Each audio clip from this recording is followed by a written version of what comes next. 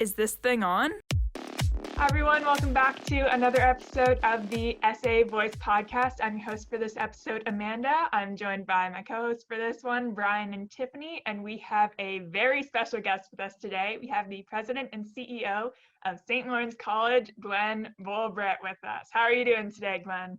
Great, Amanda. Good morning. It's kind of neat that we're doing a podcast on Zoom, actually. So I like it. One of the many changes we're all making and adapting to, right? Exactly. Thanks for having me on. It's awesome.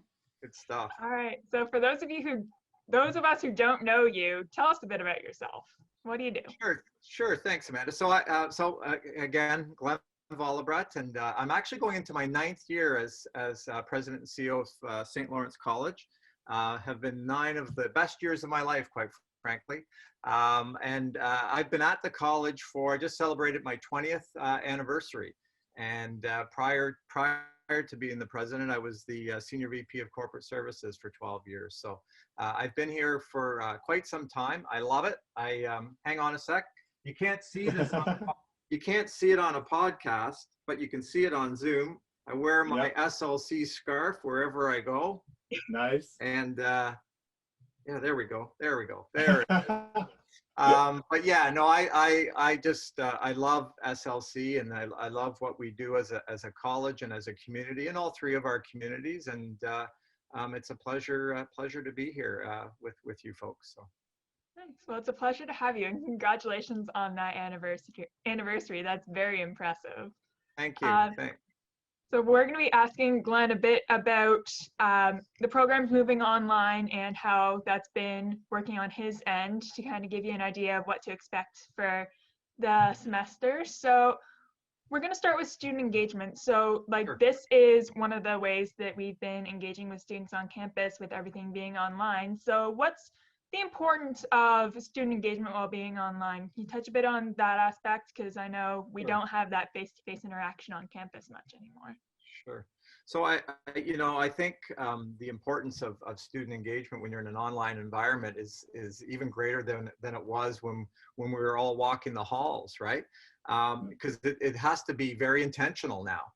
You have to really search out for those opportunities to engage with folks. So, it's no different than what we're finding at the college, trying to engage with our staff and our faculty and so forth. You know me, I like to walk the halls and talk to people and find out what's going on. I'm very rarely in my office.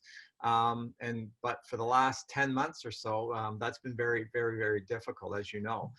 So, some of the things that we've done at the college is purposely set up, town halls, team meetings. I think I've met with every team at the college in the last 3 months. And that was purposeful and intentional. I think I had about 40 meetings of 1 hour each, meeting with people, because I would normally see them in the halls, right? And so you translate that to student engagement, and the same thing has to occur, right? So for the good things that you're doing as a student government, trying to engage with our students, and whether it's those online events or setting up chat groups or just creating some opportunities for students from different areas as well to connect with each other. It's difficult, but it can be very isolating, right? If you don't. And I guess it was last fall when I was in the college. I'm usually in a couple of days. I was talking to some first-year students. And they were taking a break. There were health sciences students and some fitness and health promotion students, and this was their first year at the college, and they had no idea what it was like, right? Because I was trying to explain to them on a normal October, right? This place would have 5,000 students going through, and there'd be booth setups and lots of noise and lots of good vibe and environment, and they had no idea, and they were looking forward to the time when they would be able to experience that. But we're into this for 10 months and we've got some time to go. We might actually have some grads, believe it or not, that will have spent their entire time at St. Lawrence College never stepping forward on campus. So think about that. And as a student government, how do you connect with those students? As a college, how do we connect with them as students and then as alumni after as well? it's really challenging. But I've seen some great some great innovation. The orientation this year, I think, was 2 weeks of orientation. That never happened before. I think they learned a lot about connecting with students and in terms of the orientation.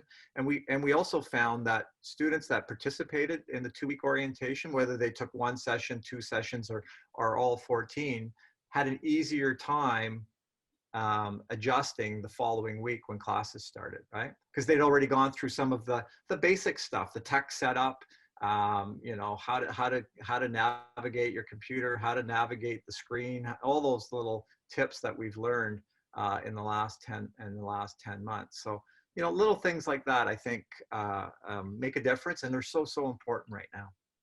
Absolutely, yeah. Last year I did the orientation. I found it set me up for success. And then last semester, last spring, Yeah, when we had to switch to online, it was a hard adjustment for everyone. But as someone that was already well versed in using some of these online methods, it was a lot easier for me. And then doing the reorientation this year, same kind of thing. It does really set you up for success. So that's right. a good thing.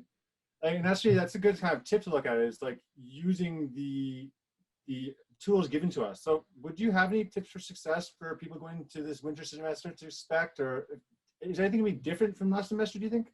Let me turn the question around for a second. Okay. Zoom, Teams, or Skype? What's your preference? Teams. I like the multifunctionality of it personally. Yeah. Send a little chat and sharing a file so easy. Like we have a team set up for the podcast here. I have multiple teams set up for different classes and different groups. So I'm able to kind of like constantly interact with different things at the same time. I love it. I think it's fantastic. Yeah, neat. How about you, Amanda? I definitely agree with Brian. I think Teams is probably the most functional one for especially doing online classes, because you can share screen and it's a lot easier to reach out to the people in your class to like get online study groups together or to chat about assignments and everything. So yeah, Teams would definitely be my preference. Tiffany? 3 out of 3 for Teams. I have to say Teams is definitely my favorite as well. I do a lot of peer tutoring for my peers in my class, and I find that the functionality of Teams is by and far the best. I can, you can open up a little whiteboard and you can doodle to each other and you can send files and set up specific teams for different tutoring groups. And I find that, the quality of the video is just as good as Zoom, but it just has so many other functions that really lend themselves to learning remotely and being kind of a group, a team when you're doing it. Yeah, it's interesting, because I found it interesting that people will call like Zoom bombing and Zoom this, and so it's become like a generic term when in fact they're actually using Teams or Skype. And I've also found that Teams has probably done the most in the last 10 months to upgrade the platform. And so I'm with you. So 4 for 4. Anyhow, sorry, I turned the question around. Tips for success. You heard the announcement yesterday. I think we're going into a period. It's going to be a dark period for the next couple of months, right? We really have to bear down as a society, as a college, as students, as educators, and really put make sure that we're adhering to the public safety guidelines. So I think we'll be online for the next couple of months at least, right? And it's going to be longer than that. But I mean, in terms of the actual strict lockdown, we're probably into it to March or so. And so I think some of the things that we talked about in the first question, the ante's been raised, right, in terms of engagement. Because I don't know about you, but I always find, after you get through the holiday period in January, the excitement of startup and everything, February is a tough month, right? February, early March, and I'm concerned, and I get concerned for our students and for our employees that we're practicing good wellness, practicing good mental health. Because those are really tough months, and I think the importance of engagement goes up. And I think as a student government, I think as a college leader, and it's up to us to sort of reach out, take that opportunity, reach out,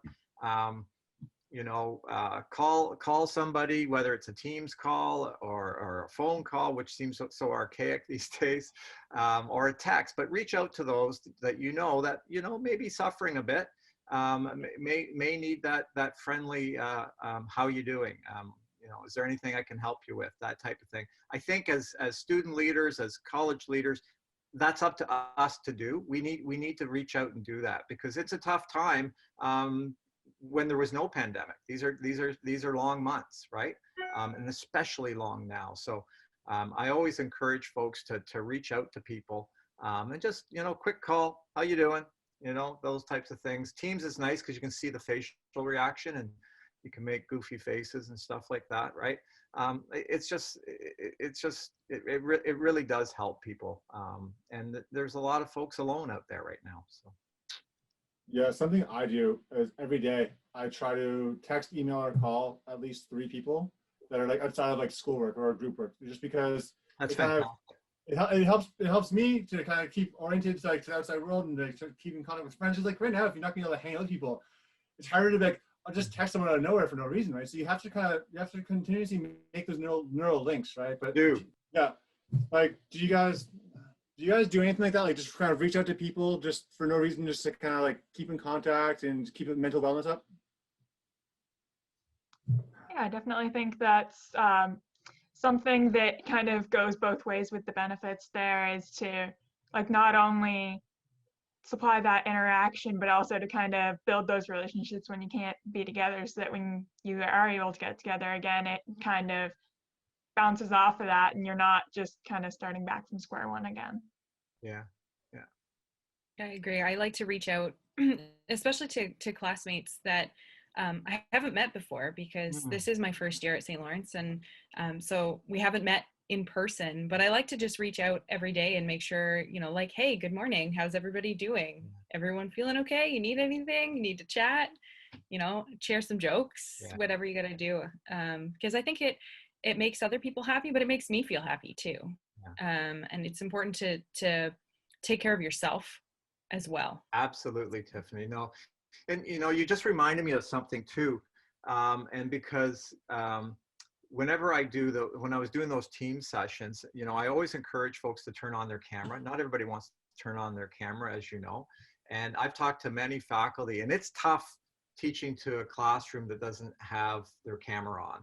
And and I know there are folks that don't want to for various reasons, and I respect that, and we all need to respect that. But if you can, by turning your camera on, I found you're actually more engaged.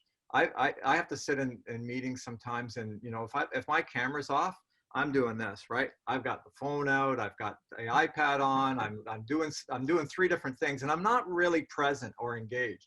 But if you have your camera on, then you have to be, right? And I think that's it's important for you personally to do that, so that you're engaged, and to help those that are trying to teach a class and those types of things as well. Because I've done some sessions where everybody has their camera off, and it's awful. It's really challenging. So all little things. Who would have thought that we'd be talking about this a year ago? I know, it's very strange. I mean, I think that we're lucky that we live in an era where we have all this technology and we can connect with each other, but connecting this way is so different from anything that we're used to. And it's nothing like any of us, I think, would have expected. And it certainly happened a lot faster than I think anybody expected. Life was kind of heading the way of getting everything online, but this kind of pushed it forward by a number of years. It certainly did. So obviously, like, technology is a lot more incorporated into our day-to-day life now. Right. Do you have any experiences that you can share about technology? Yeah, so one thing I just want to follow up on that last point that you made too, that it's not the same. In a lot of ways, having a conversation through Teams or whatever, I find folks let their guard down a little bit more, because there's still, I don't know, there's yes, you're there, Brian, but you're not, you know what I mean? And so I have found that people have opened up a lot more as well, which is a good thing. which is kind of interesting. But, you know, in terms of having tech in our lives 24/7 now, I've really purposely made a point of trying to deplug, like just pull it out when you're done. I've been reading, you know, I'm reading paper books. My Kindle and Kobo have been packed away because I've had it with that, right? Like I purposely try to get disconnect from technology. I will take out my little trumpet and try to blow some. I'm not very good. I'm very good at trying different instruments, but I have no musical talent, so unfortunately. But I like learning.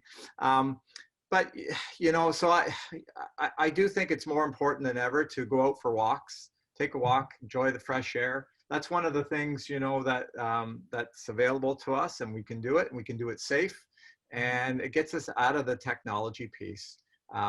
You really have to unplug, more so now than ever, right?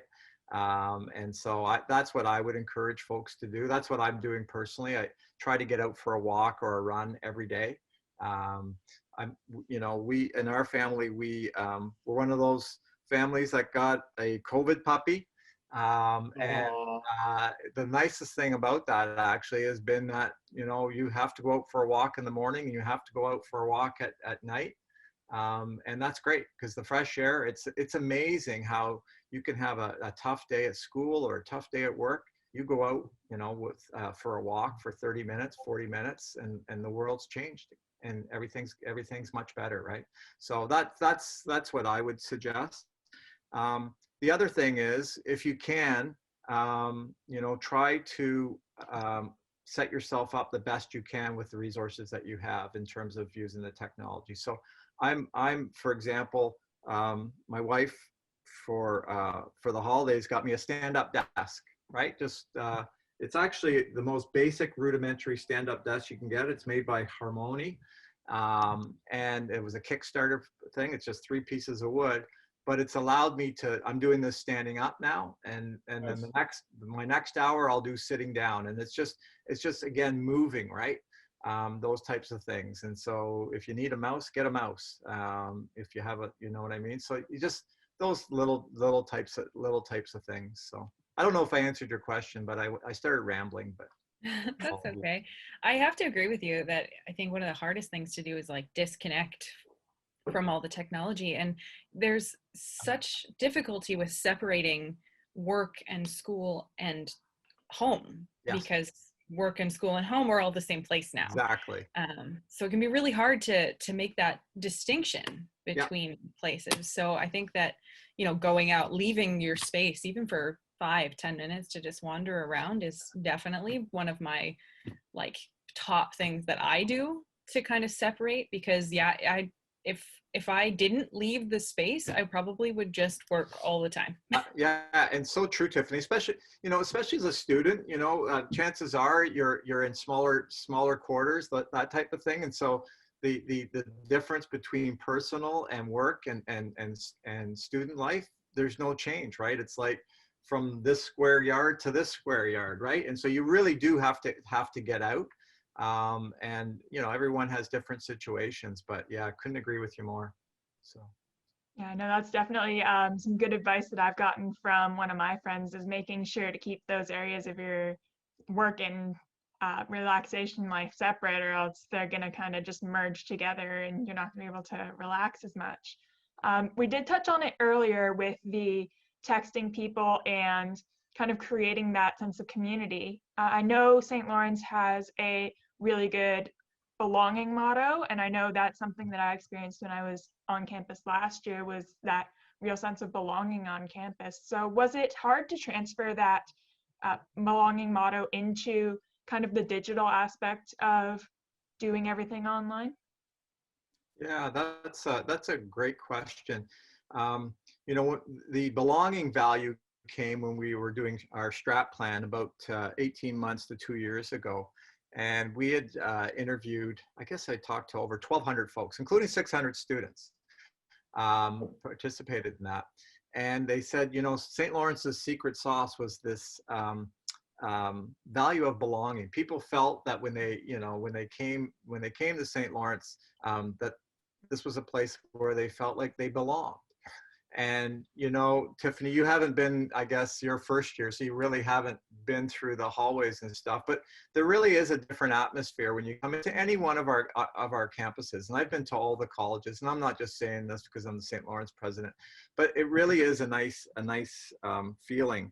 You know, when I was doing those Teams conversations that I was talking to you about, we've probably hired maybe, you know, between retirements and so forth and new hires, maybe 40 to 50 folks in the last 10 months, many of which they've never stepped forward on campus, right? So they're brand new employees.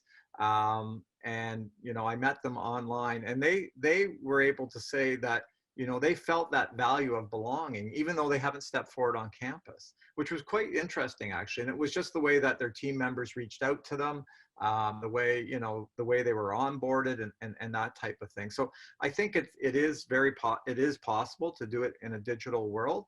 But, you know, having said that, there's nothing like, walking down the halls and hearing laughter and smiling faces and so forth. So, you know, we're embarking on an EDI belonging task force right now to really sort of, I would say, operationalize the value of belonging into St. Lawrence College, right? So I think we've done a great job as a college over the past, but there's lots more that we can do, and we have lots more that we can do better. And so I'm really looking forward to the task force doing their study over the next 4 to 5 months. They've been at it for a couple of months, and then making some recommendations to myself and the senior team. We will be embarking. You're going to see a video on this out pretty soon to all students and all employees about courageous conversations that we're going to be hosting. And it's, you know, we're going to, I think, have a series of about 14 conversations, and so that folks can share their experiences, both positive and maybe not so positive, at the college or in their community. And then we're going to be doing our first ever equity census to get an understanding of you know, who you are. And who we are at the college. So I'm pretty excited about that. And that's all work that can continue in an online environment that hopefully by the time the recommendations come out, we'll be sort of in the tail end of COVID and be able to do some neat things at the college. I love that. Yeah, that sounds really interesting. I like the equity one. It sounds cool. It is. It's going to be great, and I'm going to introduce all 14 sessions, and then I'm going to leave because, you know, sometimes sometimes folks aren't comfortable, right, having to say that in front of, you know, whether it's their supervisor or whether it's the president or the vice president. So I want the conversations to be an open, inclusive environment, and so sometimes it's better that if that I may not be there. So. And that's tough for me, I got to tell you, because I like to be participating in these things. But I think in order to get a good, honest, open conversation for folks, we need to set it up that people feel safe, and that they feel free, that they're able to say what's on their mind. So. Yeah, to cycle back to something you talked about earlier with the teams, is like how people are more open on Teams, and it kind of falls into the same kind of guise there. Yeah. Where it's like, if they're emailing you in Teams or talking in Teams, they almost might forget that you're their boss or who you are necessarily, and you're just someone that's providing a voice or someone they can talk to. But then when you see your face, like, oh wait, no, I can't do this. So. Yeah, I maybe that does happen. I you know, I like to think it doesn't, but it probably does. The reality is it probably does. So I'm really looking forward to these conversations and looking forward to the equity census, the first ever that we've done. So when you see the when you see the video, please do everything you can to promote it to our students, because the more the better. The more people that respond to this, the better the data that we'll have, and the better that we'll be able to make informed recommendations. No, it makes a lot of sense. And honestly, from my perspective, I think you guys have done a great job of transitioning to the online. Like the learning, it's been hard, it's been different, it's been difficult, but I think it's all told, I think it's been a really good job with it. Behind the scenes though, have there been any significant challenge you guys have gone through in this transition? Like anything that came up that you weren't expecting or anything like that? Yeah, and I have to congratulate and hats off to all of our faculty and support staff and everybody that works at the college, and all our students who, if you recall my wife and I were going for a walk this morning with our dog, Lily is her name, talking about, we're almost at the 1-year anniversary. I think it was like March that we moved into online. Like we did that within 10 days, and faculty, like, unbelievable. I'm so impressed with our faculty and support staff and how they were able to do to switch to an online or an alternate delivery format. But that was stage one, right? And I think things have improved tremendously since then as well. And you probably have seen, just the fact that the knowledge that we all have in terms of using technology, what works, what doesn't, what works for a student, what doesn't. So I think we've learned a lot in the last 10 months. And folks sometimes ask me, how do you see this impacting the future? And in our strat plan, we had all kinds of projects to further advance alternate delivery already in our strat plan. Did we think we could get it done in 10 days? No, honestly, it would have taken 5 years, 10 years to get it done if it wasn't for a pandemic. But having said that, I think we've learned that some things really work well, others not so much, right? Some things will continue post-pandemic. Other things, no, we need that, we need that in-person classroom environment. But I can see a shift where, some of the, maybe some of the traditional type of information sharing might be online, and some more of the discussion and collaboration and engagement will be in person, right? I can see that happening for sure. But that's what we're moving towards anyhow. And I haven't even talked about our virtual reality projects yet, which are going to totally change, the future of learning in terms of labs and virtual reality. And do any of you have an Oculus? I do. So I didn't even know this thing. I'm a little out of touch sometimes, but I do have my youngest son is 22. He's a student at St. Lawrence. And that's all, that was what he wanted for, for the holidays. And so he got an Oculus, and I put this on the other day. I was blown away how realistic things are, right? And I've seen some of the virtual reality stuff at the education fairs and everything.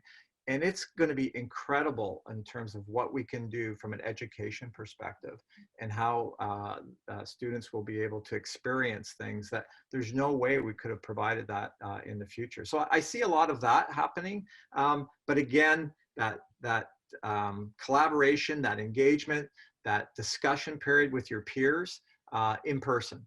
But that has huge impacts for our college. That means how we design our space in the future is going to change as well. The traditional classroom, you're not going to see that in 3-4 years. So interesting. And I think that buffer period that you mentioned in March that we had when everything first went online really helped to kind of determine what worked and what didn't going into the start of a new semester, so that way we could have a bit more of a clear path of where we're going, and kind of not have to worry about working out all those bugs while starting a whole bunch of new students. Yeah, no, exactly. And I think it hasn't been easy for anybody. It hasn't been easy for you, our students.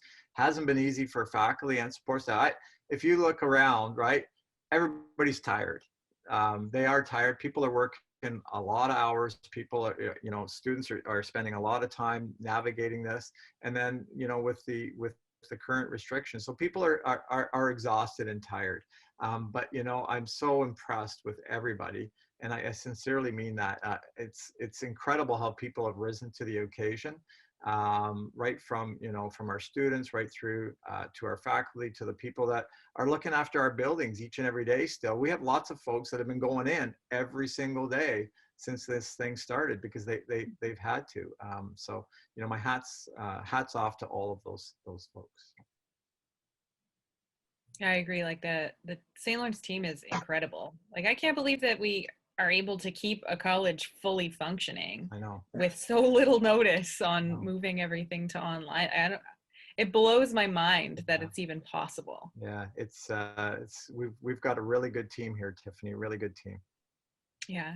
So you did touch on the long-term implications for St. Lawrence and for education going forward, but do you think that there are going to be any long-term impacts for the whole world with going online with everything? Oh, absolutely. Like one of the, one of the closest impacts that we'll have as well is even in healthcare. So, you know, for those of you that have had to have an appointment with your healthcare professional, you may have been able to do that through a Teams call or a Zoom call or whatever. That would have taken years to happen, and now it's happening, right? It's being done all over the place. That's going to totally change how healthcare is delivered in the future. And I think that's going to be, you know, healthcare takes up 50% of the provincial budget, of the federal budget, and in most countries, it's one of the largest expenses. And that's going to be totally changed and turned upside down in the next few years. And it's a result of you know what's happened and what they've learned through COVID. You know, the other piece, though, on the flip side, Tiffany, is that it's also exposed the inequities that we have, right? So not everybody has fiber or, you know, broadband that has enough capacity. Not everybody has access to all the technology, and it's really shown some of the inequities that exist in this, in locally and you know, provincially, nationally, and in the world. And you know, I think things like you know, access to technology, access to internet is a human right. And needs to be, and you know, we've seen how that has been an issue for our students and for some of our employees as well. So I think from a world impact, the importance of making that as important as electricity, as important as clean drinking water, it's going to be right up there for in order to have fairness and equity on this planet. So. No, that's a really good point. It's definitely become one of those things that you can't really be without. No. It's so important to every facet of our lives now that you really need to be connected in some way, at least. And you're right, there are so many people, even locally, that can't afford the technology. They can't get access to internet that's reliable or fast enough to manage. I mean, if we look at you know, the elementary schools and high schools that went online as well, and you know, half these students don't have a computer or a tablet or anything that they could work off of. Exactly. And it's hard to believe in this day and age that exists, that problem exists.